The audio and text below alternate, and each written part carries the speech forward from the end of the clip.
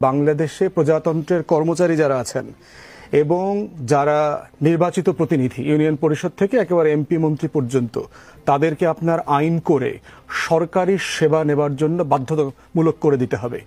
তাদের সবাইকে সরকারি হাসপাতালে ট্রিটমেন্ট নিতে হবে, প্রাইভেট হাসপাতালেও না। বাংলাদেশের এভার কেয়ারে সে যেতে পারবে না, ইউনাইটেডে যেতে পারবে না। বাংলাদেশে সে রাষ্ট্রের দেয়া বাসে চড়তে হবে। বাংলাদেশে তার ছেলে মেয়েদেরকে বাংলা মিডিয়াম সরকারি স্কুলে পড়তে হবে।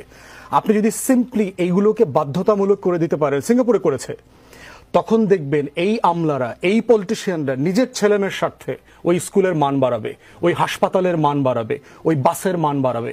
কিন্তু যতদিন পর্যন্ত দেখবেন যে বিদেশে পড়াটাকে একটা প্রেস্টিজিয়াস বিষয় তুলে ধরা হয়, বিদেশের হাসপাতালে মরতে গেলেও তারা গর্বিত বোধ করেন যে তারা মরার আগে শেষ নিঃশ্বাসটা আপনার মাউন্ট এলিজাবেথে ছেড়েছেন। বাংলাদেশের বাতাস এত দূষিত যে শেষ নিঃশ্বাসটা এখানে ছাড়তে পারেন নাই, তার এত কপাল খারাপ ছিল। তো এই প্রসেস যদি আমরা ফেস করতে না পারি, তাহলে আপনি দেখবেন যে প্রাতিষ্ঠানিক সংস্কারগুলো হবে না।